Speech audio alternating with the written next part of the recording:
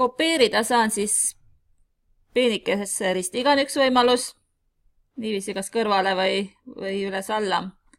Aga kui on vaja teise kohta, siis Ctrl+C ja Ctrl+V. Ctrl+C ja Ctrl+V. Selle punktiiri saab ära escape klahviga.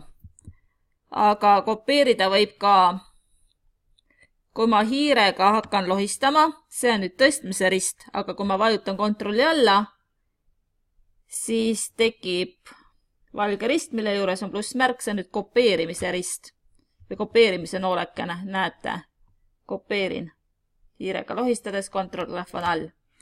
Nii, ja tõstmine, et kirjutan siia sõna.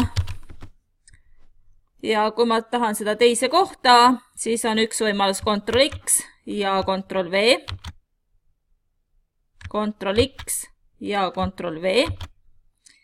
Või võib ka hiirega lohistades. Et lohistades paneme hiire kursori siia ääre peale, ükskõik mis ääre peale, tekib neljakandiline rist ja sellega siis